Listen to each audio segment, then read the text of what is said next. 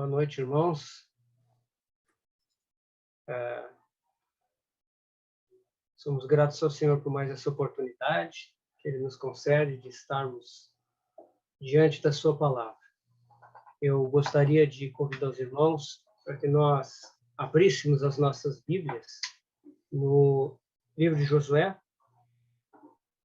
no capítulo 6. Josué, capítulo 6. E vamos começar lendo versículos de 1 a 5. Josué 6, de 1 a 5.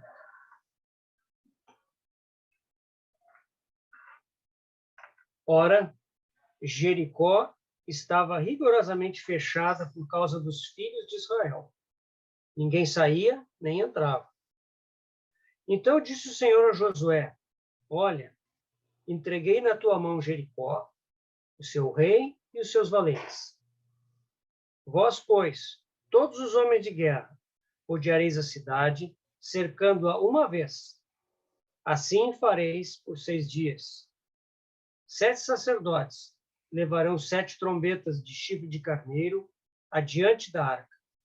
No 7º dia, rodeareis a cidade 7 vezes, e os sacerdotes tocarão as trombetas.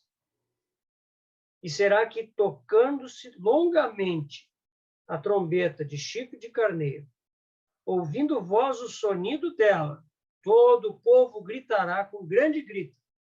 O muro da cidade cairá abaixo, e o povo subirá nele, cada qual em frente de si.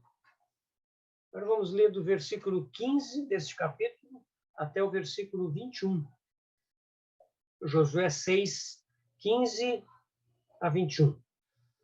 No 7º dia madrugaram ao subir da alva, e da mesma sorte rodearam a cidade 7 vezes. Somente naquele dia rodearam a cidade 7 vezes. E sucedeu que na 7ª vez, quando os sacerdotes tocavam as trombetas, disse Josué ao povo: Gritai, porque o Senhor vos entregou a cidade. Porém, a cidade será condenada, ela e tudo quanto nela houver. Somente viverá Raabe, a prostituta, e todos os que estiverem com ela em casa, porquanto escondeu os mensageiros que enviamos. Então, somente guardai-vos das coisas condenadas, para que, tendo-as vós condenado, não as tomeis. E assim torneis maldito o arraial de Israel e o confundais. Porém, toda a prata e ouro e utensílios de bronze e de ferro são consagrados ao Senhor, irão para o seu tesouro. Gritou, pois, o povo, e os sacerdotes tocaram as trombetas. Tendo ouvido o povo o sonido da trombeta e levantando grande grita, ruíram as muralhas. E o povo subiu à cidade, cada qual em frente de si, e a tomaram. Tudo quanto na cidade havia destruíram totalmente a fio de espada, tanto homens como mulheres, tanto meninos como velhos, também bois, ovelhas e jumentos. Versículo 25. Desculpe, versículo 24. Porém a cidade, tudo quanto havia nela, queimaram. Então somente a prata, o ouro e os utensílios de bronze e de ferro deram para o tesouro da casa do Senhor. E o versículo 26. Naquele tempo, Josué fez o povo jurar e dizer: Maldito diante do Senhor seja o homem que se levantar e reedificar esta cidade de Jericó. Com a perda do seu primogênito, lhe porá os fundamentos, e à custa do mais novo, as portas. Vamos ter mais uma palavra de oração. Pai querido, nós colocamos diante de Ti esta oportunidade de penetrarmos na Tua palavra em busca daquela direção celestial que Tens para nos dar nesses dias que vivemos. Senhor, nós precisamos ser pastoreados pela Tua palavra. Precisamos que a Tua palavra nos dê, Senhor, uma perspectiva, que a Tua palavra nos dê um caminho claro, que ela seja o nosso norte, e nesses tempos difíceis, Senhor, que ela dê rumo às nossas vidas. Então, Senhor, abre a Tua palavra para nós, fala aos nossos corações, que essa palavra seja viva, que essa palavra venha a causar um impacto nos nossos corações, Senhor, que essa palavra não seja apenas uma mais cultura bíblica para nós armazenarmos, Senhor, na nossa mente, mas que ela realmente venha sacudir-nos, Senhor, venha levantar-nos como teus guerreiros, teus sacerdotes que entram em Canaã para possuir a herança que tu nos deste, Senhor. Então, encomendamos esses momentos das tuas mãos, confiados em ti, no teu Espírito Santo, Pai. Em nome de Jesus é que nós oramos. Amém. Nós estamos estudando esse livro de Josué e tentando entender a vida em Canaã como aquela vida no plano mais alto. Canaã, como temos já dito, meus irmãos, não é o céu. Canaã não é o nosso lar eterno. Canaã é a vida no plano mais alto, é a vida nos lugares celestiais em Cristo Jesus. Toda a provisão nos foi dada em Cristo para entrarmos e possuirmos a terra. Já vimos isso quando olhamos a arca, né? Cristo, a quem devemos contemplar e seguir. Já vimos isso na travessia do Jordão, que mostra que a nossa arca atravessa o Jordão e que ali nós somos identificados com a morte e a ressurreição de Cristo. Né? Ele fez uma obra por nós, mas também ele fez uma obra em nós. E isso é a nossa glória. Esse é o significado do batismo. Né? Vimos o erguimento da coluna, lembrando que toda essa obra do Senhor, que ele fez por nós, e essa entrada em Canaã para a conquista, ela é algo corporativo. Tanto, por isso que nós somos erguidos como colunas, aquelas 12 pedras, em Gilgal. Né? E, por fim, vimos a questão da circuncisão, que é o despojamento do corpo da carne. Gilgal deve ser algo contínuo, onde nós sempre retornamos. Saímos para a conquista, retornamos a Gilgal. Porque ali, no lugar de circuncisão, nós vamos lembrar desse despojamento do corpo da carne, desse despojamento que deve haver pela obra das facas de pederneira, para que continuamente também experimentemos a vida de ressurreição. E não vivamos mais pela vida da carne, pela vida natural, mas sim pela vida ressurreta do nosso Senhor em nós. Por isso que nós precisamos de Gilgal. Então, nós chegamos até aqui. Né? Estamos agora já dentro da terra.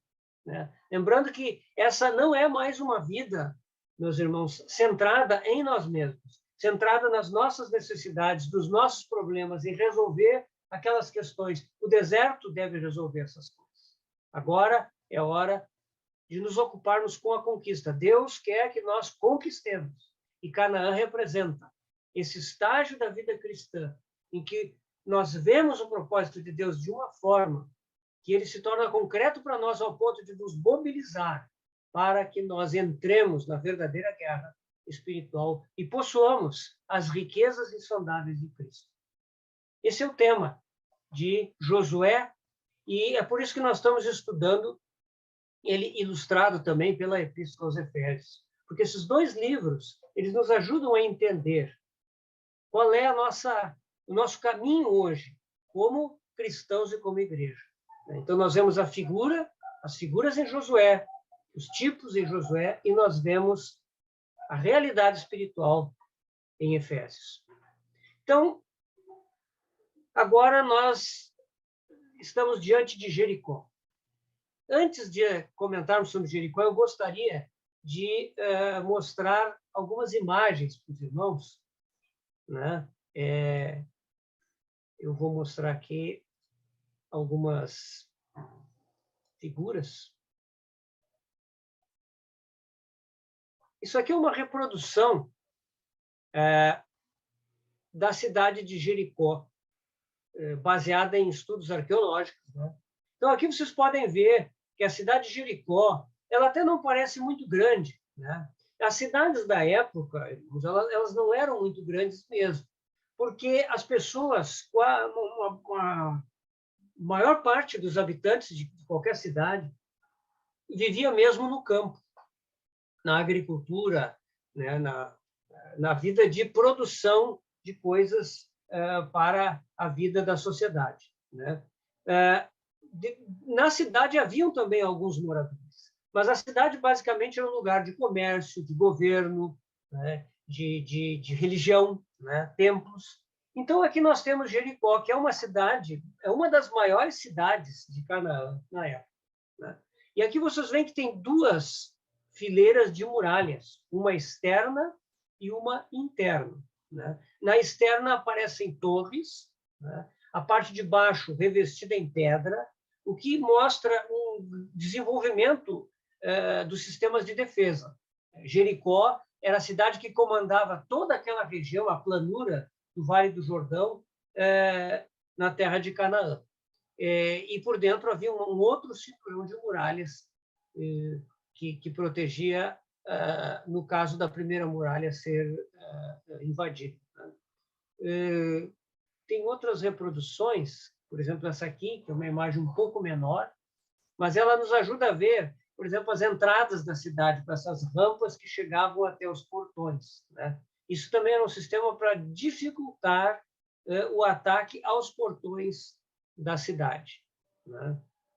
E, por fim, aqui, uma reprodução de Jericó, mais simples, mas colocada sobre o terreno, hoje em dia, que tem no local, né? Aí vocês podem ver que é um terreno fértil, né? Um terreno de plantações, é um terreno inundado pelo oásis que há em Jericó, né? Então, a cidade tinha nos seus arredores muitas áreas de cultivo, né? E é por isso que o povo de Israel, quando celebrou a Páscoa, começou a comer, não é, do produto da terra, né? E aí o maná cessou, porque as plantações todas tinham sido abandonadas pelos agricultores, que foram todos para dentro da cidade logo que o povo de Israel cruzou o Jordão.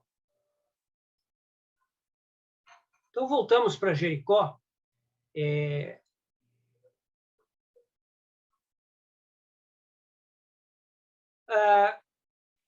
Jericó, pelo que nós vimos aí, é uma cidade-fortaleza, né? É uma cidade com um sistema de defesa muito desenvolvido, e era uma das cidades mais importantes de Canaã. Pela arqueologia, nós sabemos que no tempo da invasão de Israel, a cidade vivia o seu apogeu de prosperidade, de poder, de desenvolvimento. Os povos cananeus, eles tinham muitos deuses. Na verdade, não eram só os cananeus, todos os povos gentios, né, pagãos, eles tinham muitos deuses, em geral um deus para cada coisa. O deus da agricultura, o deus da saúde, o deus do mar, enfim, né? O deus do sol. Eles tinham vários deuses, né? Os habitantes de Jericó sabiam, conheciam dos grandes feitos do povo de Israel, o que tinha acontecido. Eles já tinham visto que o Senhor era Deus sobre a natureza, ou talvez Deus sobre as águas, porque, afinal de contas, ele abriu o Mar Vermelho e ele abriu o Jordão, né? Então, eles sabiam que ele era Deus sobre as águas, né? Talvez no sentido maior sobre a natureza. Também eles tinham visto que o Senhor era o Deus das batalhas, porque antes deles cruzarem o rio, eles venceram a Seom, né, rei de Hesbom, e Og, rei de Bazã, aqueles dois reis, né, que estavam do outro lado do Jordão, que tinham reinos grandes, né, eram reinos razoavelmente poderosos e foram derrotados em batalha pelo povo de Israel. Então, logicamente que o povo de Jericó se fechou dentro da cidade porque não pensou em enfrentar o povo de Israel em batalha, né, saindo da cidade. Afinal de contas, para eles, o Deus de Israel não podia também ser Deus de tudo, né? Por causa disso, eles se fecharam na sua cidade-fortaleza. Então, Jericó desafiou Israel a atacar e vencer aquelas altas muralhas duplas, né? Que tinham várias torres que eram revestidas de pedra. E é uma cidade muito difícil de conquistar. Nós sabemos que essa cidade representa poderes das potestades das trevas, que se erguem para impedir que o povo de Deus entre na posse da sua herança em Cristo. Esse é o significado espiritual dessa cidade. Nós vimos no final do capítulo 5, irmãos, que Josué foi olhar as muralhas mais de perto, né? E ele foi, talvez, pensar assim, certamente ele não foi tentar idealizar já uma forma de atacar a cidade, né? Mas sem dúvida que como uma pessoa que já tinha algum treinamento militar, provavelmente recebido de Moisés, ele pensou, como um exército atacaria uma cidade dessas, né? Com várias escadas e soldados com escudos e capacetes, correndo em direção às muralhas, colocando as escadas tentando subir? Certamente os mortos num ataque desse seriam muitos, né? Quem sabe cercar a cidade e esperar que a fome leve Jericó a se render. Nós sabemos que isso talvez levasse muito tempo, talvez até anos. Será que Israel ficaria ali em Jericó anos esperando até que a cidade se rendesse? Esse certamente não seria um bom método também. Quem sabe um ataque contra as portas da cidade com arietes, né, com aquelas máquinas que jogam troncos contra as portas até que elas rompam, né? Mas Israel não tinha nem a técnica para construir essas máquinas e as rampas de acesso à cidade dificultavam o uso disso, né? Quem sabe cavar túneis para entrar na cidade e surpreender os seus defensores. Mas quantos quilômetros, qual seria a quantidade de túneis necessários? E como isso, de que forma isso seria uma estratégia segura? Mas tudo isso é a mentalidade humana. Josué foi lá, para perto do muro de Jericó. Ele estava tentando ouvir o Senhor e saber como poderia conquistar essa cidade. E a revelação veio, mas de uma forma inesperada. O Senhor sempre falou com Josué. Nós vemos várias vezes no livro que o Senhor falou com ele. Falou o Senhor com Josué. Disse o Senhor a Josué. Várias vezes esse tema acontece. A comunhão de Josué com o Senhor era muito íntima. Mas agora, nós sabemos que aqui no final do capítulo 5, o Senhor se revelou de uma forma inesperada. Josué vê aquele homem, que não é um anjo. Ele tem uma espada fora da bainha na sua mão. Ou seja, ele está pronto para lutar. Josué pergunta se ele era aliado de Israel ou de Jericó. Mas aquele homem celestial diz não. E ele se identifica então. Eu sou príncipe do exército do Senhor e acabo de chegar. Por que o homem celestial diz não a Josué? Porque não é o homem celestial que vai se aliar a Josué ou a Jericó. A verdade é o contrário. Nós, homens da terra, que somos chamados a nos alinharmos com o exército de Deus. Por isso que este homem celestial, que nós sabemos que é o Senhor Jesus, ele diz não.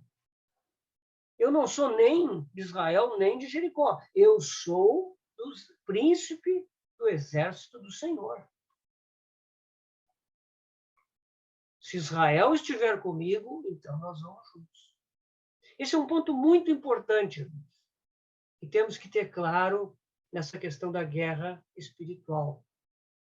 Nós estamos seguindo um exército invisível, um exército espiritual. São muitos os exemplos.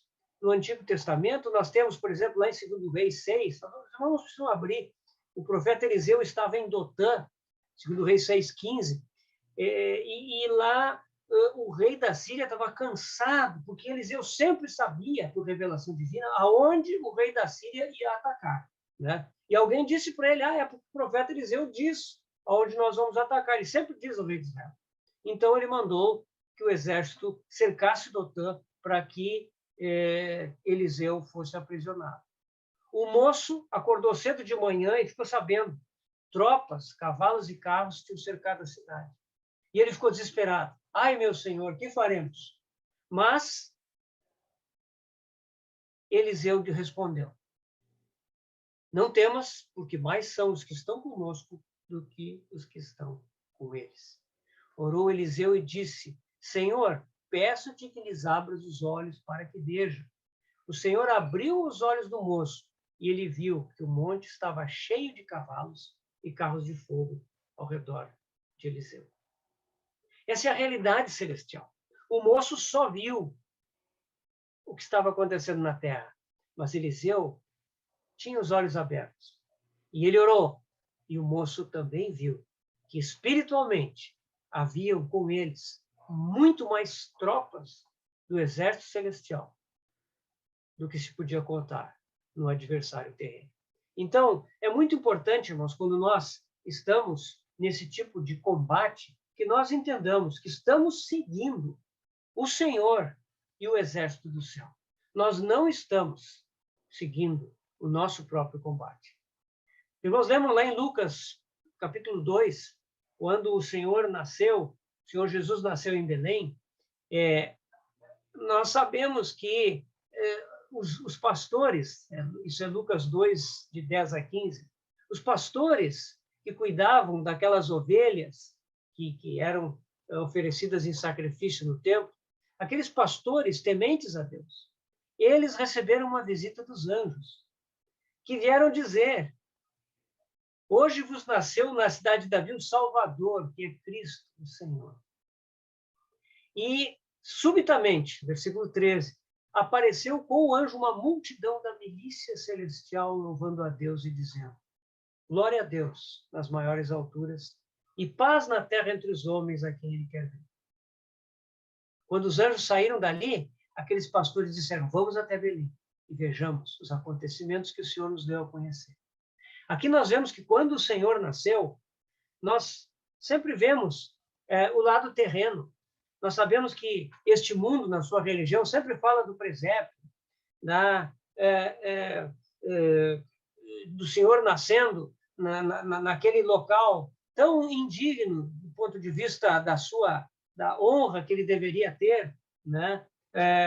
E o nosso Senhor numa manjedoura, mas, na verdade, irmãos, espiritualmente falando, naquele momento que o Senhor nasceu, havia uma multidão da milícia celestial ao redor. Os céus estavam sobre Belém. Os exércitos do céu estavam sobre Belém. Porque o Filho de Deus se fez carne. Então, nós vemos, irmãos, que é muito diferente se nós só olhamos a perspectiva terrena. Se nós só olhamos o que está acontecendo na terra e deixamos de ver o que acontece no céu. O Senhor Jesus, ele, logo após ele repreender Pedro por ter cortado a orelha de Malco, quando aqueles soldados dos sacerdotes vieram prender, o Senhor disse a Pedro: acaso não pensas que eu não posso rogar a meu Pai e ele me mandaria neste momento mais de 12 legiões de anjos? Isso é em Mateus 26, 53. O Senhor tinha a seu dispor mais de 12 legiões de anjos. Isso seria algo entre 36 mil e 60 mil anjos. O Senhor disse que é mais de 12 legiões, então seria mais do que isso. O Senhor tinha um número infindável de anjos ao seu dispor. Essa é a realidade espiritual. Isso estava disponível para ele, mas ele não usou para que completasse a sua carreira como homem e assim pudesse ser o nosso Salvador na cruz. Mas tudo isso, irmãos, é para nós entendermos que Efésios 6:12, quando nos diz que a nossa luta não é contra o sangue e a carne, e sim contra os principados e potestades, contra os dominadores desse mundo tenebroso, contra as forças espirituais do mal nas regiões celestes. Quando isso nos é dito pelo apóstolo Paulo, nós devemos entender que é na esfera espiritual que nós temos hoje um combate de conquista. O que acontece na Terra é apenas um reflexo da realidade celestial. E é por isso que tanto Josué como Efésios nos chamam a experimentar essas regiões celestiais, para podermos lutar contra os principados e potestades e conquistar a nossa herança e a herança do Senhor em nós. Quando Josué viu aquele homem com a espada nua, ele viu o Senhor Jesus em uma das suas aparições no Antigo Testamento. Ele revela quem é, e Josué se prostra em adoração. Se fosse um anjo, repreenderia Josué, mas é o Filho de Deus, e o Senhor aceita a adoração que lhe é feita. É aí que Josué percebe que o seu combate é em outro plano, superior ao terreno. O seu combate não é principalmente contra Jericó. Sem dúvida, Jericó tem que ser enfrentado, mas existe algo em outro plano. Josué está seguindo o exército do Senhor. O Senhor está ali com a espada desembainhada.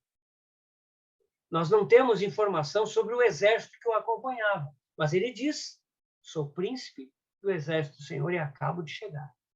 Então, isso significa que todo o exército de seres celestiais sob o comando do nosso Senhor estava ativo ali, agindo. E hoje, meus irmãos, esse exército está agindo por toda a terra e cumprindo todo o propósito de Deus. E é por isso que o Senhor nos chama a segui-lo, o Senhor nos chama a vê-lo para que nós conquistemos. Esse é o chamamento hoje. Não é um combate contra carne e sangue. Não é um combate no plano terreno, no plano dos homens, no plano das ideias. Não. Nós sabemos que existem repercussões, mas, meus irmãos, nós somos chamados para combater nas regiões celestiais. É claro que nós temos que agir, tomar as nossas posições, obedecer ao Senhor nas coisas práticas e concretas que Ele nos pede. Mas isso não é a essência do combate. Isso tudo vai acontecer debaixo da direção do céu. É preciso primeiro ver o plano celestial, o panorama das regiões celestiais em Cristo. É preciso ver esse príncipe, ver o comandante em chefe dos exércitos com a sua espada nua. É preciso ver o Cordeiro e seguir o Cordeiro onde quer que vá. Nós somos os seguidores da vitória do nosso Senhor. Irmãos, nós não somos os protagonistas. O que vai acontecer na terra é resultado do que acontece no céu. Portanto, se seguirmos ele onde ele for, sempre seremos vitoriosos na guerra espiritual. Só há derrota na guerra espiritual quando, por alguma razão, deixamos ele escapar, perdemos a sua direção. Mas ele sempre permite que tenhamos lições de aprendizado e nos traz de volta, para que sigamos o seu caminho de vitória. Lembremos sempre, isso é algo corporativo, não é individual. A guerra espiritual, a conquista de Canaã, não é trabalho para super-heróis, para indivíduos. É trabalho corporativo, é trabalho de um povo. O povo do Senhor, a igreja do Senhor hoje. Lembre-se, então, irmão, o Senhor está aguardando. Ele quer arregimentar seguidores das suas hostes espirituais, dentre os seus filhos aqui na terra. Não é você que escolhe a batalha espiritual que vai lutar. Você tem que lutar onde o Senhor já está lutando. Aonde ele já está lutando, você se engaja na luta do Senhor. Muitos criam batalhas espirituais. Muitos enxergam inimigos. Enxergam, por exemplo, a bruxaria, a prostituição, os cultos satânicos, o ateísmo. Enfim, sem dúvida, essas coisas devem ser objeto das nossas orações. Mas isso não é a verdadeira batalha espiritual.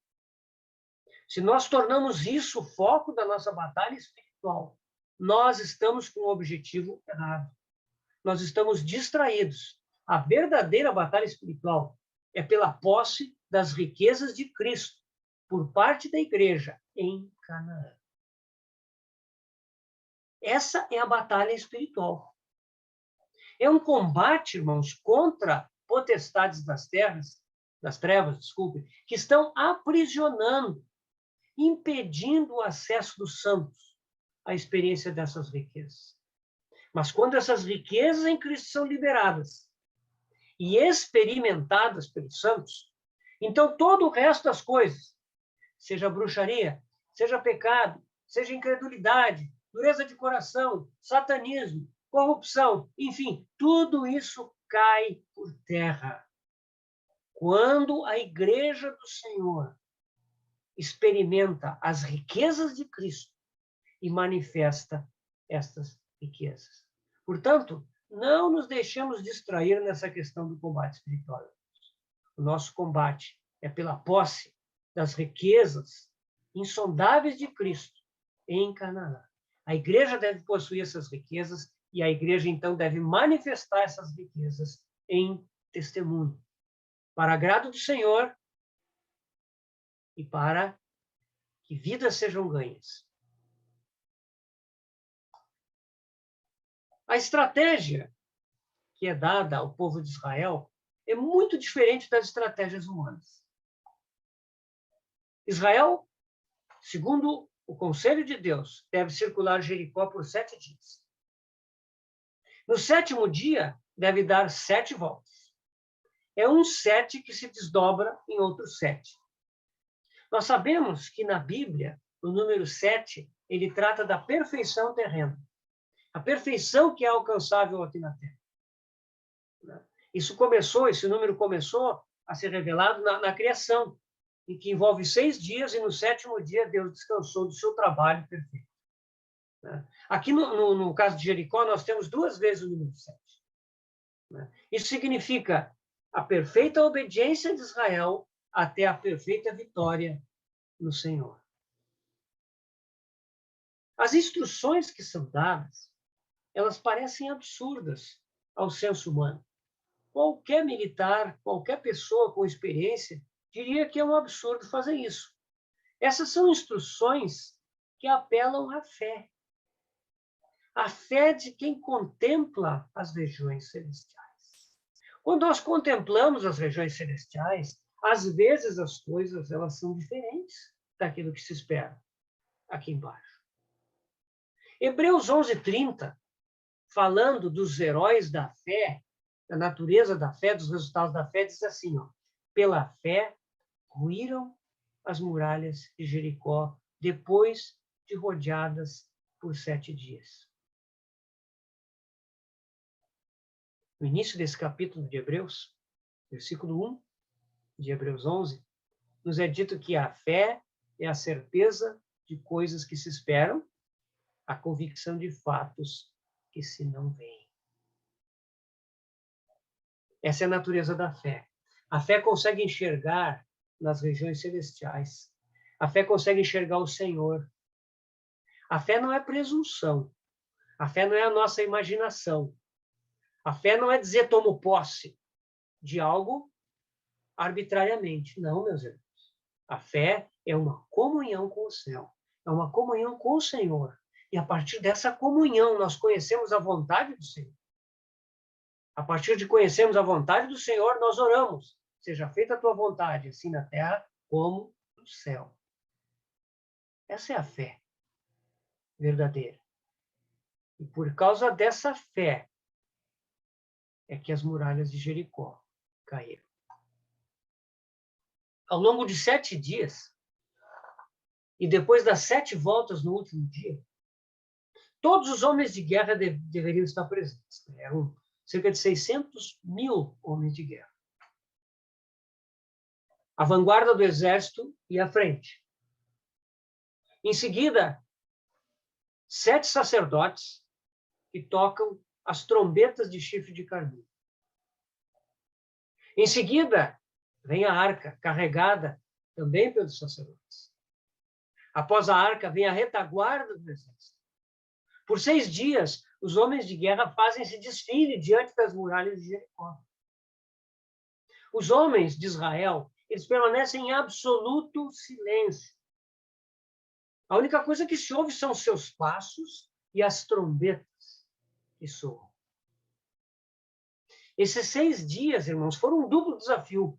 Primeiro, para os israelitas, que estavam aprendendo a esperar no Senhor e exercitar a sua fé.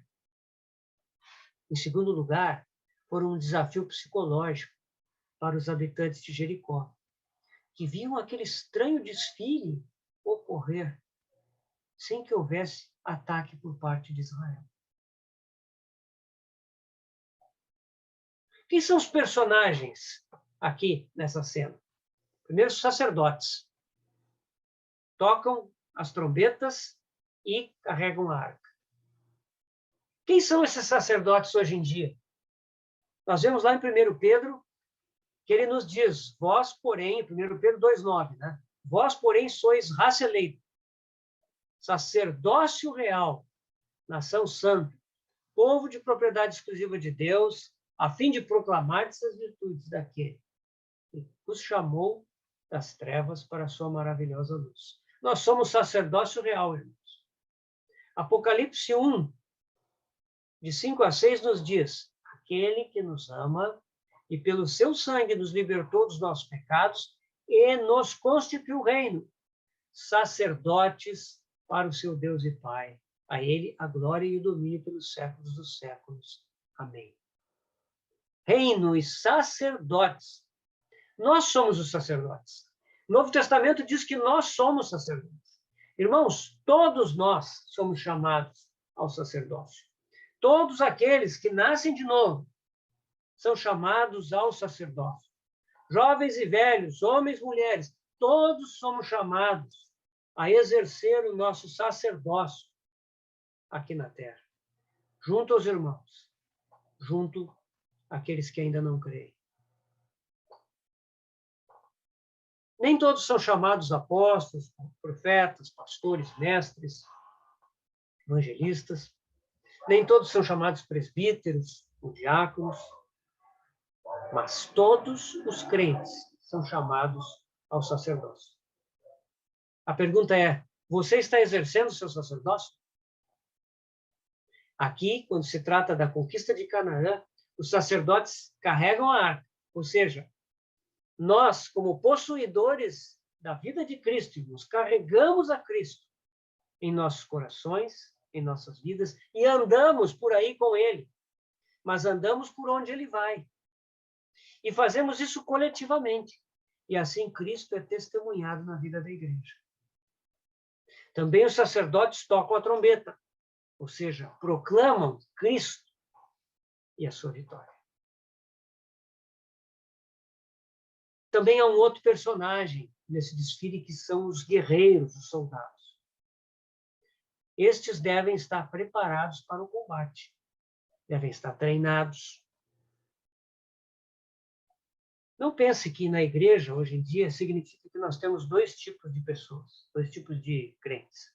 Uns são sacerdotes e outros guerreiros. Não. Nós somos as duas coisas. Nós carregamos a arca, o nosso Senhor. Nós tocamos a trombeta. Proclamamos a sua obra, a sua pessoa.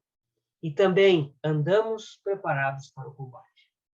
É por isso que Efésios 6,11 nos diz, para nos revestirmos de toda a armadura de Deus, para ficarmos firmes contra as ciladas do diabo.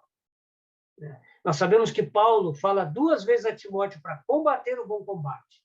E ele fala de si mesmo, ao final da sua vida, em 2 Timóteo 4,7, como aquele que combateu o bom combate. Então, nós somos chamados a sermos sacerdotes, mas também a sermos guerreiros, guerreiros do Senhor, preparados para o combate.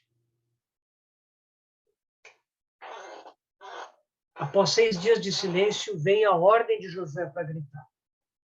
Meus irmãos, certamente esse grito deles não foi um grito para amaldiçoar os inimigos,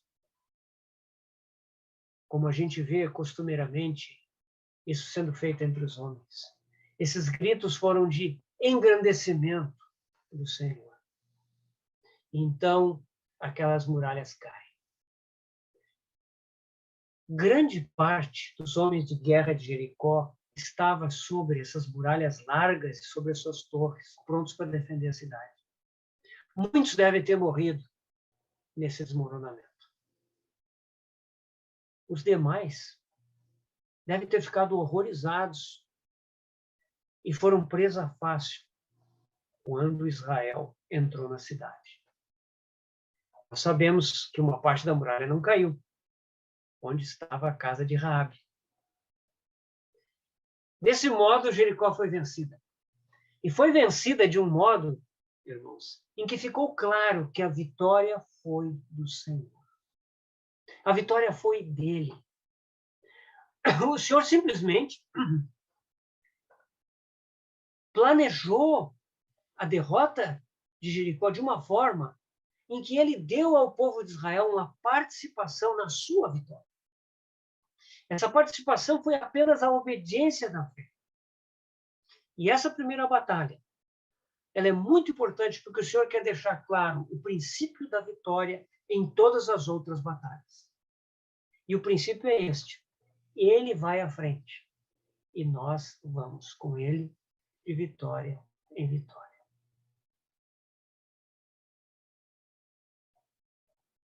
Essa, então, é a conquista de Jericó, a conquista das insondáveis riquezas de Cristo pela igreja hoje. Será que nós estamos nessa batalha hoje? Será que na nossa vida cristã nós estamos entrando em Canaã, batalhando e junto com os nossos irmãos e irmãs, derrubando aquelas fortalezas das trevas que escondem, ocultam, impedem a manifestação, a apropriação das riquezas de Cristo? O Senhor nos chama a entrar nessa batalha hoje.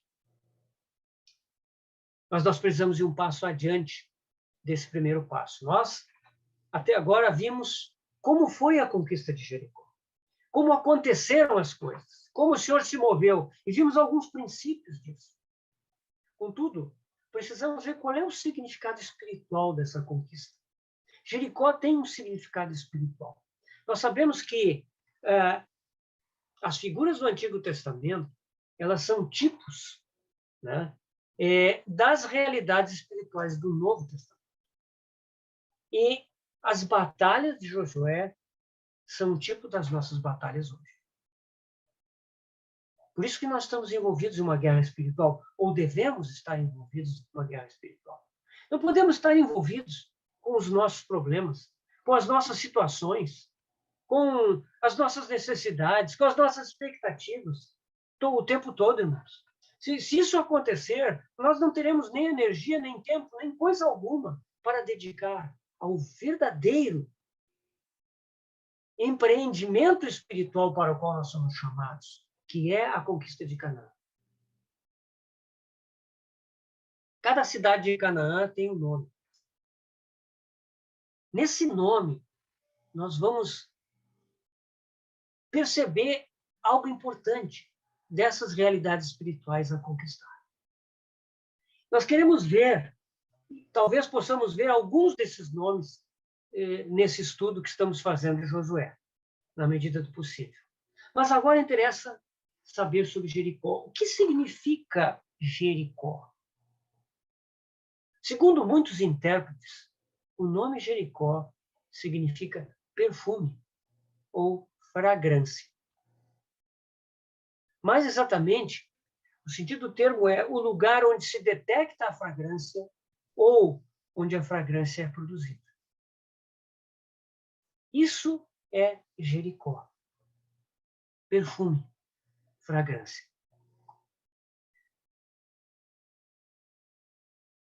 Esse é um tema muito enfatizado nas Escrituras.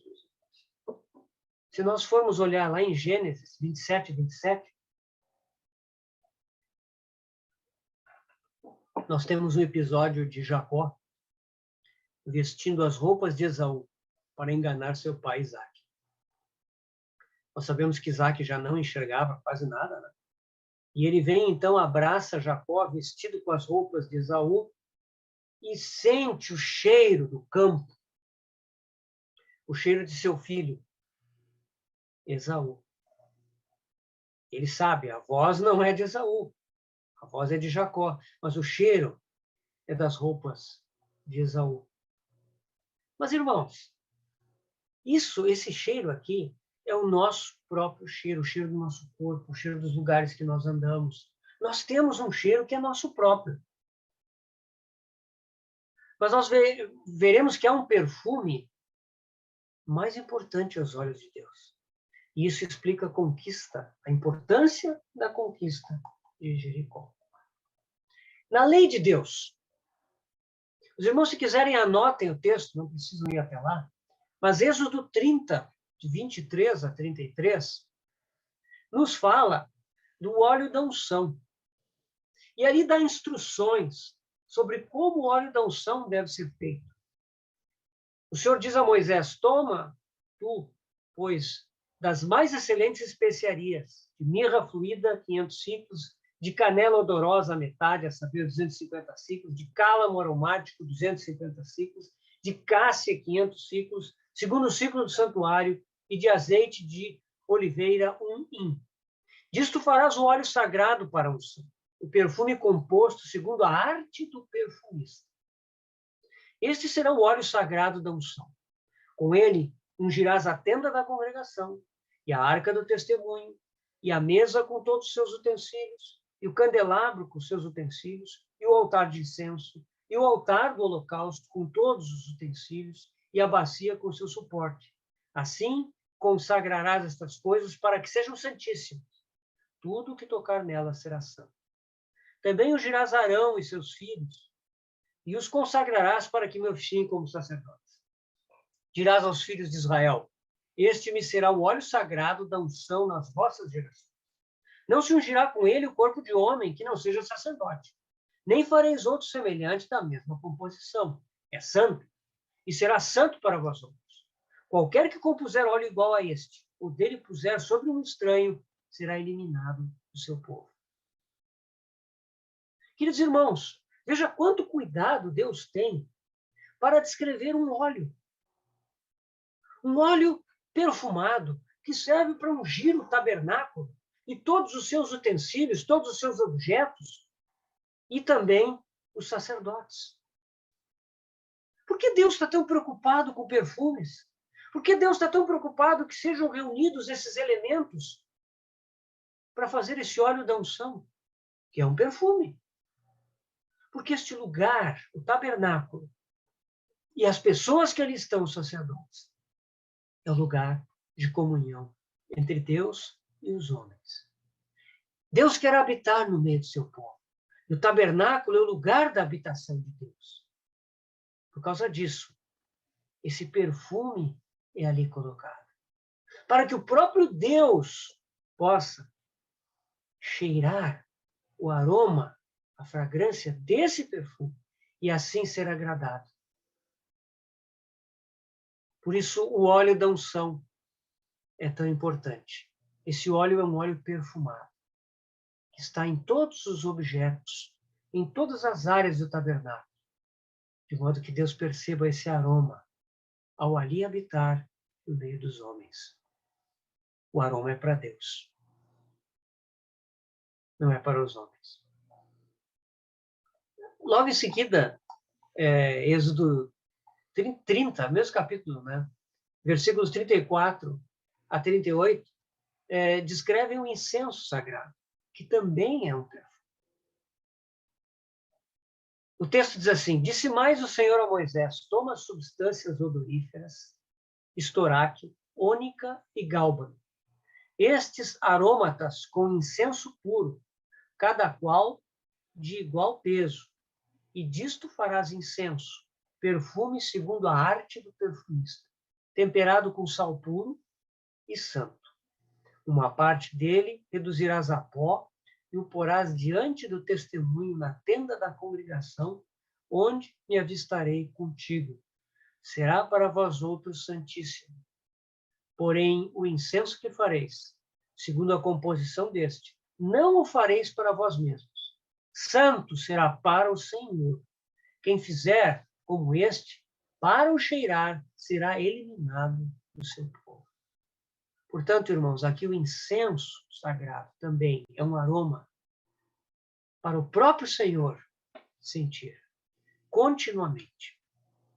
Em Êxodo 30, um pouquinho antes, versículos 7 e 8, nos fala: Arão queimará sobre ele o incenso aromático. Cada manhã, quando preparar as lâmpadas, o queimará no altar de incenso. Quando, ao crepúsculo da tarde, acender as lâmpadas, o queimará. Será incenso contínuo perante o Senhor pelas vossas gerações.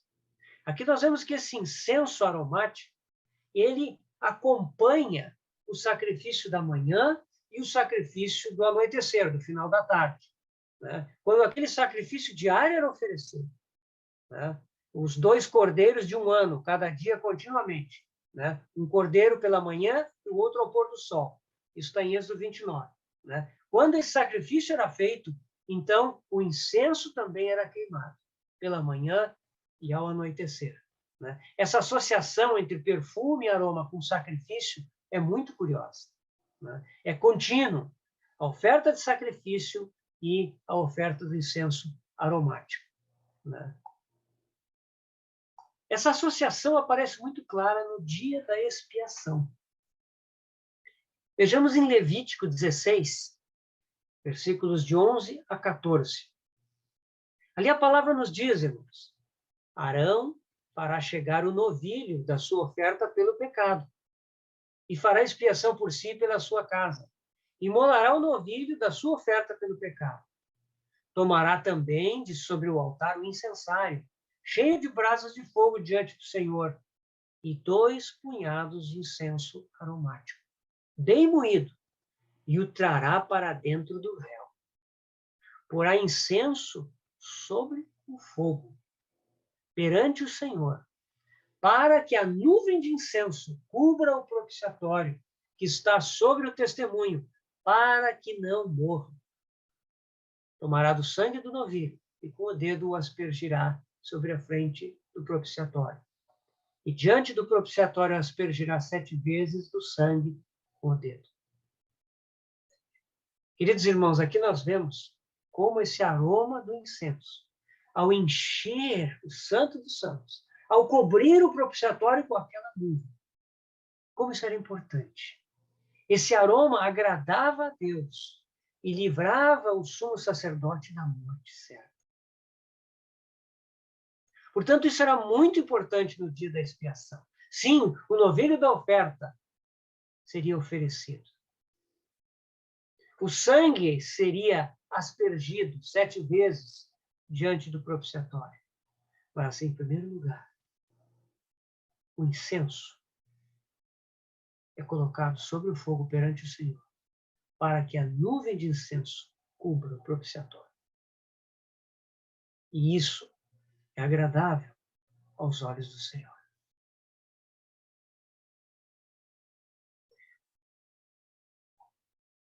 Isso mostra, irmãos, como os perfumes, os aromas, são importantes. Eles têm um sentido espiritual muito importante. E aqui nós vemos que esse sentido está associado ao sacrifício. Vejamos agora o livro de Cantares, o Cântico dos Cânticos. O livro de Cantares, irmãos, ele trata do amor entre o noivo e a noiva, ou o esposo e a esposa. Nós sabemos que, em figura, como o Antigo Testamento costuma fazer, em figura, esse livro nos fala da relação individual entre Cristo, noivo, e o cristão, a noiva. Como também ele fala da relação entre Cristo e a sua noiva, corporativa, a igreja. Nós podemos ganhar muito desse livro nos 2 sentidos. E vemos ali a nossa relação com o Senhor, uma relação de amor com Ele. E também a relação da noiva, coletivamente, com Ele. Nos primeiros capítulos do livro de Cantares, os perfumes e aromas que aparecem nesse livro, eles são somente do noivo. Essa é uma característica interessante. Né? Nós vamos ver que 3 vezes no livro de Cantares aparecem os perfumes.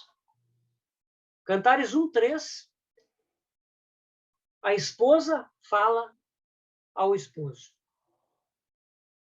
Suave é o aroma dos teus ungüentos, como unguento derramado é o teu nome.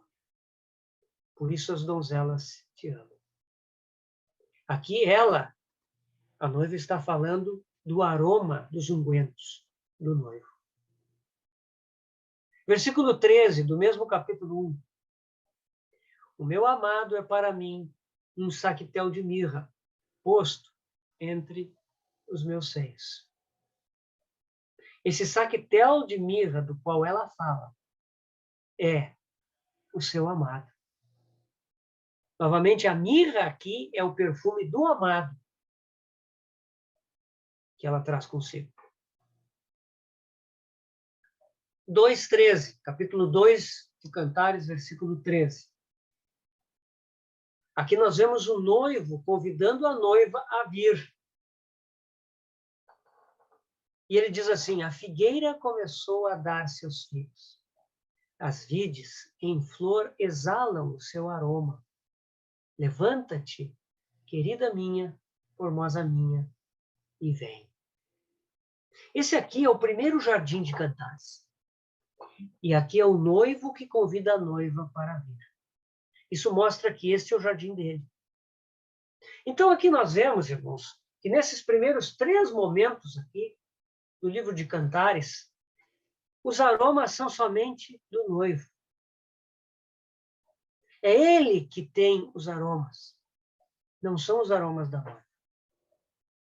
Mas quando nós chegamos no capítulo 4, que é a próxima menção de aromas, capítulo 4:6, ali nós vemos que a noiva toma uma atitude.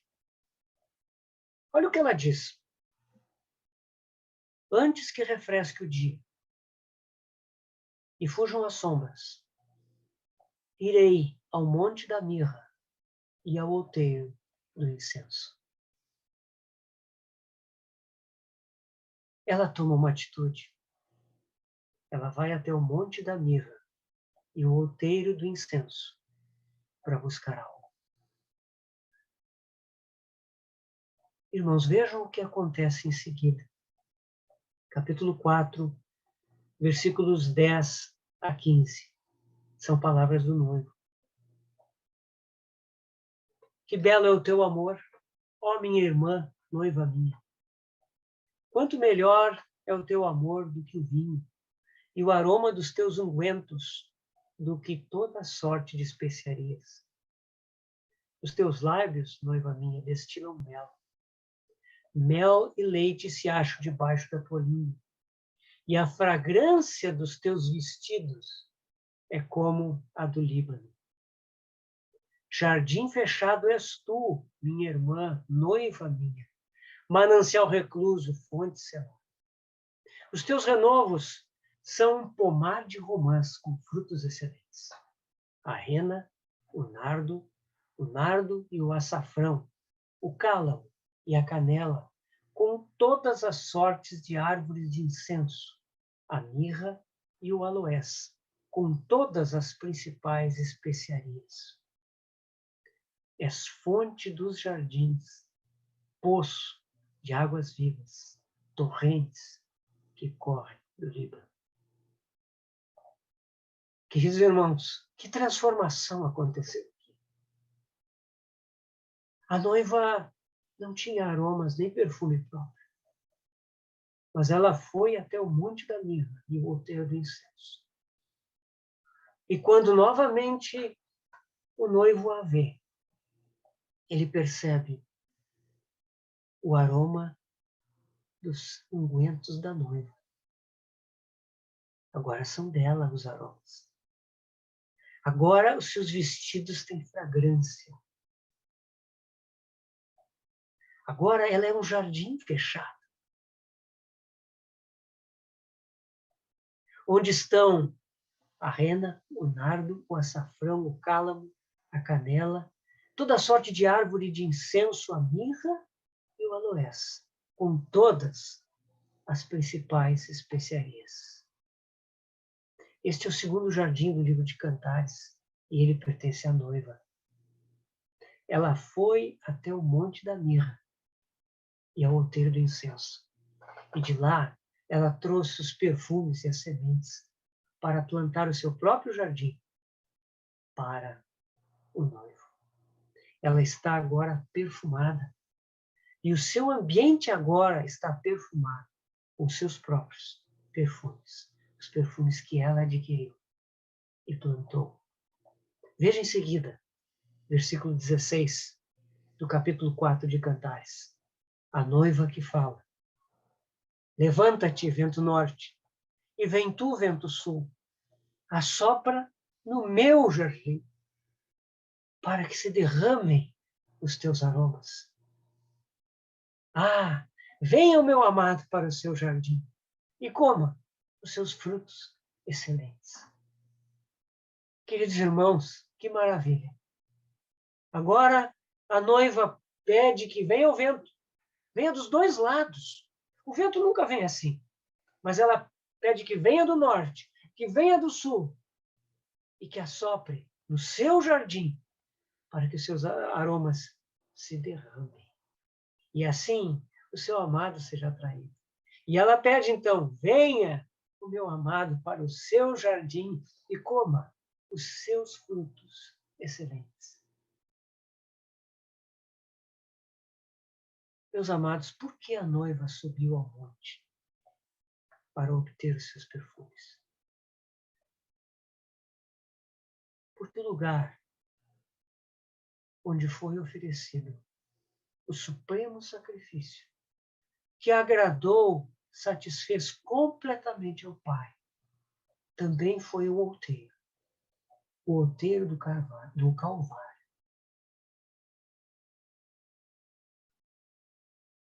Lá, meus irmãos, no Calvário, o Filho de Deus, esvaziado da glória de Deus, tendo vivido por 33 anos e meio uma vida humana perfeita aos olhos do Pai e aos olhos dos homens, tendo agradado ao Pai completamente, ele ofereceu essa vida perfeita em sacrifício por amor de nós, para o propósito do Pai.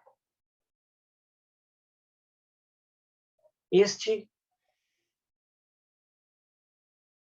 é o outeiro do incenso. Este é o monte da mirra. Efésios 5, versículo 2 nos diz: e andai em amor, como também Cristo nos amou, e se entregou a si mesmo por nós, como oferta e sacrifício a Deus, em aroma suave. Aqui Paulo nos diz que Cristo se entregou a si mesmo por nós na cruz, como oferta e sacrifício a Deus, em aroma suave. É subindo até este monte, o outeiro do Calvário, contemplando o sacrifício do nosso Senhor e ali experimentando o poder da sua morte e ressurreição. É ali que nós adquirimos os perfumes e as fragrâncias. Como este monte é precioso para nós. Irmãos, quantos cristãos têm negligenciado este monte? Quando nós contemplamos a realidade da cruz de Cristo, então nós podemos experimentar o tomar a nossa cruz, no poder da sua cruz. Somente quando nós olhamos para o Senhor, quando nós vemos o seu grandioso amor por nós, quando nós vemos o preço que ele pagou, quando nós vemos a perfeição da sua sujeição à vontade do Pai, por amor de nós, quando nós vemos aquele sacrifício, uma vez para sempre, perfeito, então nós podemos experimentar o poder da sua cruz e tomar a nossa cruz. Desse modo, a nossa vida começa a ser perfumada. E o nosso jardim de plantas aromáticas é plantado. Querido irmão, querida irmã, comece, se já não começou a plantar o seu jardim para o Senhor. Se já começou, não pare. Siga adiante. Cuide do seu jardim. Então, você vai adquirir os seus perfumes. Se ainda não tem as mudas, suba ao Monte da Mirra. E continue subindo lá e trazendo de lá as espécies aromáticas. Então, como a noiva, você vai poder pedir que os ventos do norte e do sul venham e soprem. Assopra no meu jardim, para que se derramem os seus aromas. E em seguida ela pede ao seu amado que venha. Ah, venha o meu amado para o seu jardim e coma os seus frutos excelentes. Que ventos são esses que não o Espírito Santo, que sopra onde quer, como o vento? A noiva agora, cheia do perfume do amado, chama por ele e o atrai com seu próprio perfume. Irmãos, não será esse o clamor que nós devemos ter hoje, o clamor da igreja? Vem, Senhor Jesus, vem para o teu jardim, come os teus frutos excelentes. Esse é o perfume.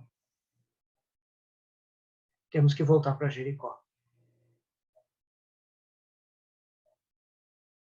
Jericó, irmãos, é a potestade das trevas, que impede que o bom perfume de Cristo seja manifestado pela igreja, a noiva. Essa é a primeira potestade da terra de Canaã. E o seu significado é muito importante. O perfume está encerrado, trancado dentro da cidade fortaleza. Nós sabemos, irmãos, que a igreja tem feito tantas e tantas coisas na sua história. Mas a grande pergunta é: quanto do perfume de Cristo foi liberado? Quanto subiu até o trono de Deus para sua satisfação? Quanto de Cristo foi testificado em vida e para a vida? Como diz lá em 2 Coríntios 2. Graças ao Senhor, que ao longo da história da igreja, esse perfume tem sido liberado. Que isso ocorra, irmãos, entre nós hoje, por sua graça. Jericó precisa ser destruída. Lembre-se,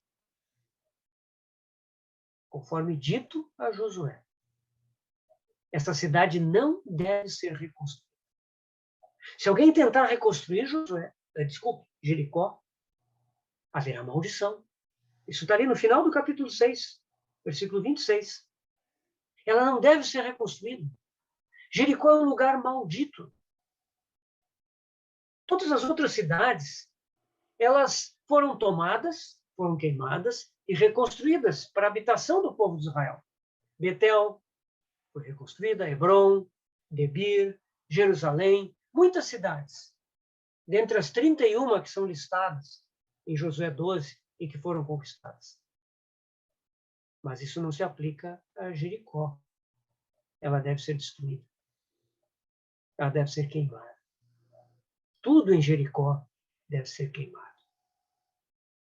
É como se fosse um sacrifício de oferta queimada ao Senhor. Somente os objetos de ouro, prata, bronze e ferro são consagrados à casa do Senhor. Mas é interessante, irmãos, nada, o povo de Israel vai conquistar aquela cidade, mas não vai obter de lá nada. Não vai haver despojo nenhum. Nada deve ser tocado. Aquilo que será tirado, aquilo que é de valor, que é precioso, é para o Senhor, exclusivamente. Por quê? Josué, quando conquistou Jericó, entendeu? Que Jericó representa as primícias da terra, que devem ser levadas exclusivamente ao Senhor. Desse modo, o perfume de Cristo é liberado. Essa é a vitória de Jericó. Isso nos leva a considerar ainda um último evento, que é descrito em João 12, de 1 a 8. Evangelho de João, capítulo 12, versículos de 1 a 8. 6 dias antes da Páscoa foi Jesus para Betânia, onde estava Lázaro, a quem ele ressuscitara dentre os mortos. Deram-lhe, pois, ali uma ceia. Marta servia, sendo Lázaro um dos que estavam com ele à mesa. Então, Maria, tomando uma libra de bálsamo de nardo puro, muito precioso, ungiu os pés de Jesus e os enxugou com os seus cabelos. E encheu-se toda a casa com o perfume do bálsamo. Mas Judas Iscariotes, um de seus discípulos, o que estava para traí-lo, disse: por que não se vendeu este perfume por 300 denários e não se deu aos pobres? Isto disse ele, não porque tivesse cuidado dos pobres, mas porque era ladrão, e tendo a bolsa, tirava o que nela se lançava. Jesus, entretanto, disse: deixa que ela guarde isto para o dia em que me embalsamar. Porque os pobres sempre os tendes convosco, mas a mim nem sempre me tendes. Esse é um episódio conhecido. Nós sabemos que Maria havia estado aos pés do Senhor ao ouvir os ensinamentos. Ela aprendera a valorizar muito aqueles momentos aos pés do Senhor. Ela tinha guardado consigo esse vaso de nardo, muito precioso. E João diz muito precioso, porque naquela época havia muito nardo misturado e mesmo nardo falsificado. Então, João está adicionando esse detalhe. Era nardo muito precioso, puríssimo. Judas sabia muito bem do valor das coisas materiais. E ele, de imediato, fez a estimativa. 300 denários.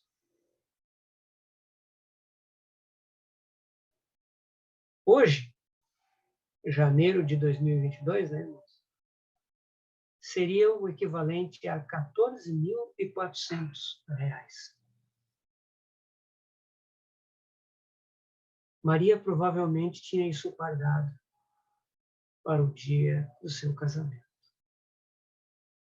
Ela deveria ter o desejo de estar muito bem perfumada para o seu noivo naquele dia. Mas então surgiu no coração de Maria um outro noivo. O noivo com N maiúsculo. Aquele que tem a noiva. Maria sentiu que o Senhor estava caminhando para a cruz. Ela sentiu o que nenhum outro sentiu. Por causa disso, ela aproveitou a ocasião. Trouxe aquele vaso precioso guardado. Quebrou, porque era preciso quebrar esses vasos para que o conteúdo fosse derramado. E derramou na cabeça e nos pés do Senhor. Sabemos que derramou na cabeça porque temos as outras narrativas do mesmo evento em Mateus e Marcos. A casa se encheu do perfume. Talvez o efeito tenha surpreendido até a própria Maria. Aquele perfume tão abundante, tão intenso. Queridos irmãos, será que isso não deveria ser o retrato da igreja? Aqui em Betânia, nós temos os filhos de Deus reunidos em torno dele e derramando sobre ele toda a preciosidade que eles têm colhido e ganhado do próprio Senhor. Extraímos todo o perfume que temos do monte do Calvário.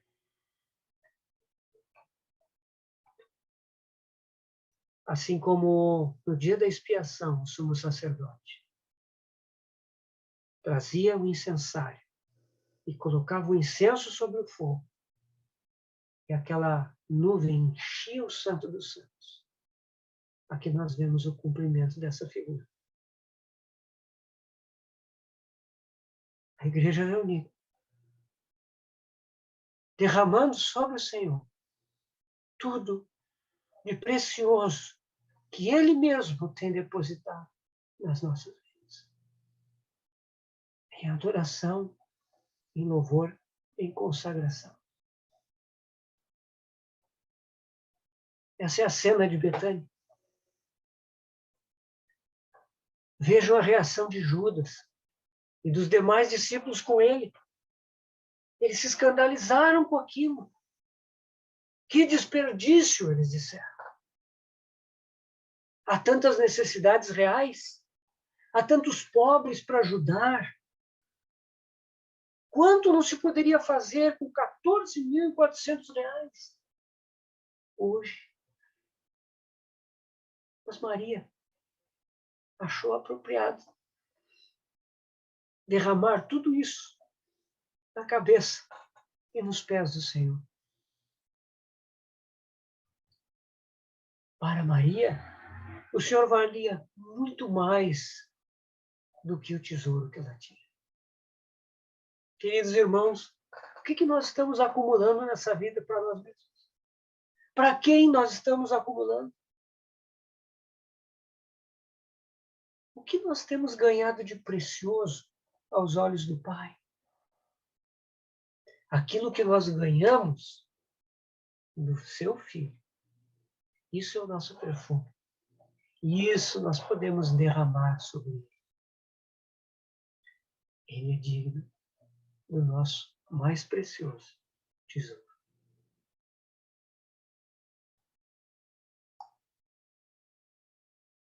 Por fim,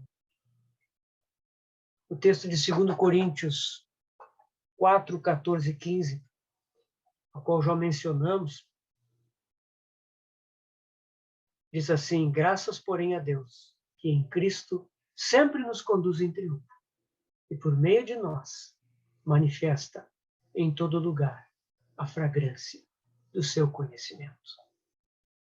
Porque nós somos para com Deus o bom perfume de Cristo, tanto dos que são salvos, como dos que se perdem. Para com estes, cheiro de morte para a morte. Para com aqueles, aroma de vida para a vida. Quem, porém, é suficiente para estas coisas? Este, meus irmãos, é o significado de Jericó, o lugar da fragrância. Ali, tudo que não vem do monte do Calvário deve ser destruído. As potestades estavam por trás de Judas ao falar no desperdício. Jericó estava por trás de Judas. E assim, Jericó deseja bloquear a manifestação do aroma de Cristo em nós. Jericó deseja impedir que nós nos derramemos inteiramente ao Senhor. Que nós vivamos para colher o perfume do Calvário, para plantar as plantas aromáticas do Monte da Mirra e do Outeiro do Incenso. Jericó quer impedir que nós vivamos para isso. Queridos irmãos, não importa o que nós fazemos ou o que nós dizemos em primeiro lugar. É importante o que fazemos ou dizemos. Mas, neste sentido, o que realmente importa é qual é o aroma que nós temos. Que perfume está sendo exalado. A fragrância do noivo está sendo sentida. Ele quer vir para o seu jardim,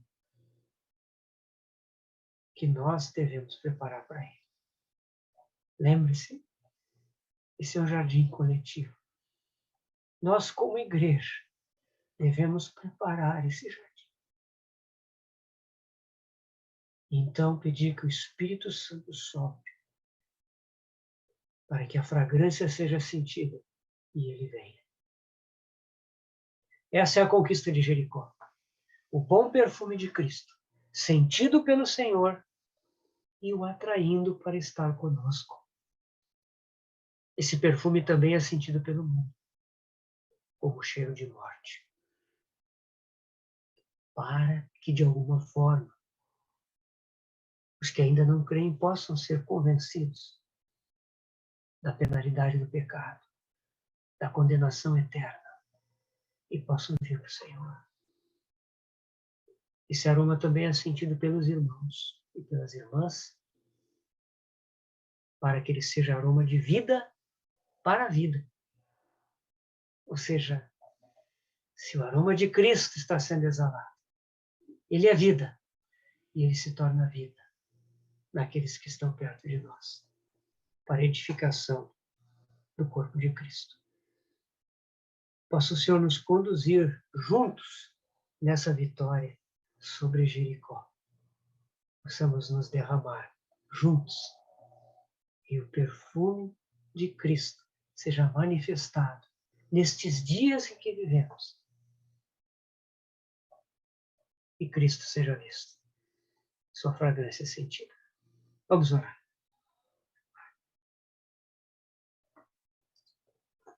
Senhor querido, nós te agradecemos, porque tu nos colocas no caminho do bom combate, tu nos colocas na conquista de Canaã.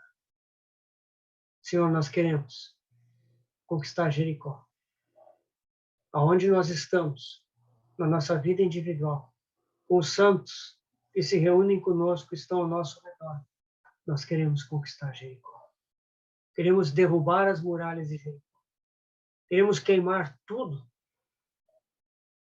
para que o teu perfume seja liberado na vida dos teus filhos. Senhor, queremos lutar hoje contra esses principados e potestades que vêm nos dizer que desperdício, que vêm nos impedir de fazermos como Maria, acumularmos da tua parte esse tesouro para derramá-lo inteiramente para ti. Senhor, nos concede a vitória, como indivíduos e como igreja. E assim, Senhor, os teus aromas, soprados pelo vento do teu Espírito, sejam sentidos e tu venhas estar conosco hoje e nos levar para ti quando quiseres. Vem, Senhor Jesus, nós oramos, ó Pai. Amém. No nome dele.